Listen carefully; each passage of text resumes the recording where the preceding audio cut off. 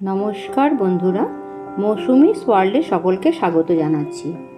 আজ আমি আপনাদের কাছে নিয়ে এসেছি সফট ডিলিশিয়াস ক্রিস্পি কোকোনাট বিস্কুটের রেসিপি। বাইরে থেকে ক্রাঞ্চি, ভেতরে সফট, আর প্রতিটা বাইটে ফিল করবেন বাটারি কোকোনাটের অ্যামেজিং একটা ফ্লেভার। খুব ইজি প্রসেস, অল্প টাইমে বানিয়ে নিতে পারবে তোমরা সকলে নিজের কিচেনে।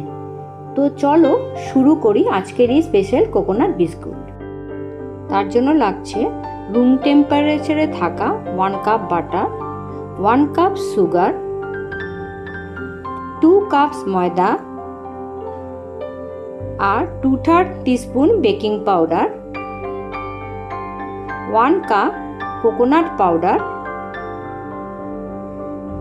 3 to 4 টিস্পুন মিল্ক।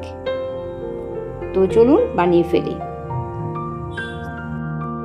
আমি হাফ কাপ করে 1 কাপ আমি বাটার নিয়ে নিচ্ছি, যেটা রুম টেম্পারেচারে ছিল। তারপর একটা হ্যান্ড উইক্স নিয়ে ভালো করে এটাকে বিট করতে থাকবো যতক্ষণ না বাটারটা ফ্লাপি আর হালকা সাদা হয়ে আসে। তো এইভাবে বিট করতে করতে দেখো বাটারটা অনেকটা ফ্লাপি এবং সাদা হয়ে এসেছে। এই টেক্সচারটাই দরকার। এবার আমি 1 কাপ চিনি তার মধ্যে মিশিয়ে দেব। তারপর আরও 4 মিনিটস ধরে আমি এটাকে বিট করতে থাকবো যতক্ষণ পর্যন্ত না আবার ঠিক সেরকম ফ্লাপি এবং একটা হোয়াইটিশ কালার চলে আসে।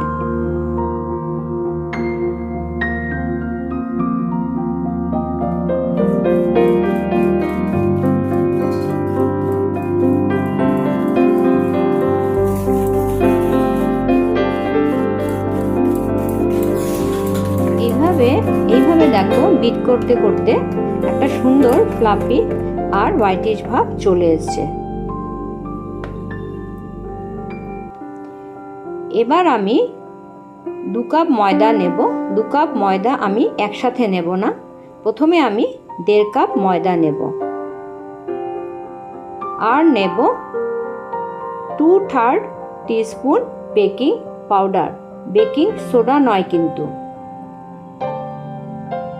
আর এখানে কোনো সল্ট আমি মেশাবো না, কারণ বাটারটা অলরেডি সল্টেড। ময়দা আর বেকিং পাউডারটা বারে বারে চেলে নেওয়ার কারণ হচ্ছে যাতে ইনগ্রেডিয়েন্টসগুলোর মধ্যে কোনো লাম্পস না থাকে আর একটা এয়ার মিক্স হয়। এটাতে কি হয়, এটা ডোটাকে হেল্প করে লাইট আর ফ্লাফি করতে। আর যত লাইট আর ফ্লাফি হবে বিস্কুটের ভেতরটা সফট হবে ভেতর থেকে আর ক্রিস্পি হবে বাইরে থেকে। তো এইবার দেখো আমি 1 কাপ ডেসিকেটেড কোকোনাট পাউডার আমি অ্যাড করে নিলাম। এবার স্প্যাচুলা দিয়ে আলতো হাতে মিশাচ্ছি। এখানে একটা জিনিস মনে রাখতে হবে যে আমরা যখন লুচি বা রুটি বানানোর জন্য যে ডোটা তৈরি করি হাতে প্রেশার দিয়ে, সেই প্রেশারটা কিন্তু এখানে দেওয়া যাবে না। জাস্ট একটা আলতো হাতে একটা জাস্ট বাইন্ডিং করতে হবে ওটাকে। এভাবে মেশাতে দেখছি আমার বাইন্ডিংটা ঠিকমতো আসছে না। তারপর আমি কি করলাম, 3 টিস্পুন আবার অ্যাড করছি, দেখি এবার বাইন্ডিংটা আসে কি না। এখানে মনে রাখতে হবে যেহেতু আমি 2 কাপ ময়দা নিয়েছি, তো 2 to 2.5 tablespoon milk add করা যাবে, তার বেশি অ্যাড করা যাবে না। আমি কিন্তু এখানে টেবিল স্পুন অ্যাড করিনি, আমি টিস্পুন অ্যাড করেছি। তো এইবার আবার মাখা স্টার্ট করলাম আলতো হাতে। দেখছি অনেকটা চলে এসছে, একটু বাকি আছে। তো এবার আমার মনে হচ্ছে একটু বোধহয় আমাকে ইউজ করতে হবে মিল্ক।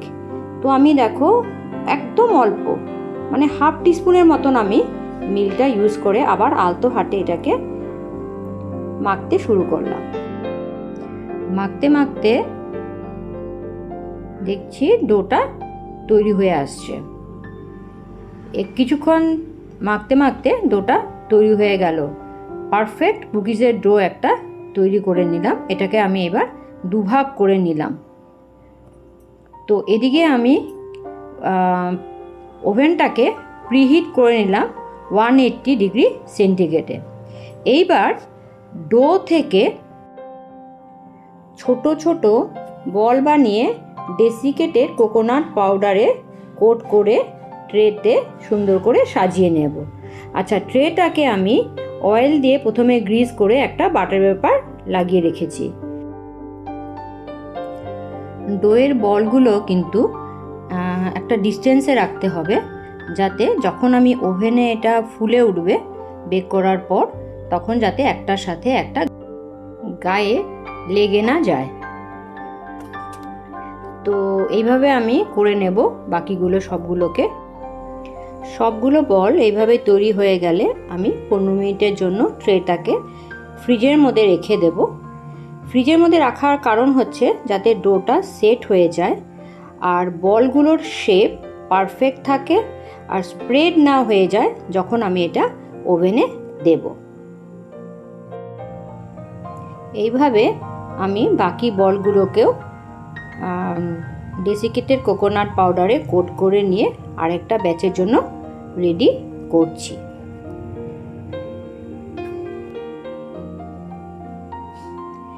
এবার 20 মিনিটস পর ফ্রিজ থেকে ট্রেটা এনে আমি প্রিহিটেড ওভেনে মিডিল র্যাকে বসিয়ে এটাকে বেক করে নেব। ওভেনের টেম্পারেচারটা 165-এ রেখে টাইমারটা 18 to 20 মিনিটসের জন্য সেট করে রাখলাম।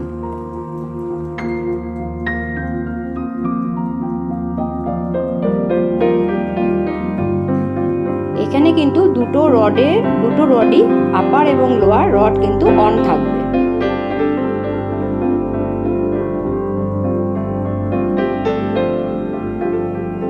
এবার দেখো 18 মিনিটসের পর আমি দেখছি উপর থেকে কি সুন্দর একটা গোল্ডেন ব্রাউন হয়ে এসছে। তো মনে হচ্ছে কুকিজগুলো হয়ে গেছে এবং গন্ধ খুব সুন্দর বেরিয়েছিল। তো এটাকে আমি এখন নামিয়ে নিচ্ছি ঠান্ডা হওয়ার জন্য। আরেকটা কথা, যে নামানোর পর কিন্তু সঙ্গে সঙ্গে এখানে টাচ করবে না, কারণ এগুলো খুব নরম থাকে। তো এটাকে অ্যাটলিস্ট আধা ঘন্টার জন্য এটাকে রেস্টে রেখে দেবে।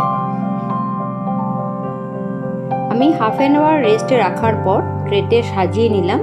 আমার 48টার মতন কোকোনাট কুকিজ তৈরি হয়েছে, যেটা ভেতরে সফট, বাইরে ক্রিস্পি। তো এইভাবে তোমরা বানিয়ে ফেলো ঘরে খুব সহজে কোকোনাট কুকিজ।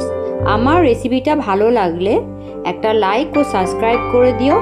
তোমাদের একটা লাইক আমাকে মোটিভেট করে। নমস্কার।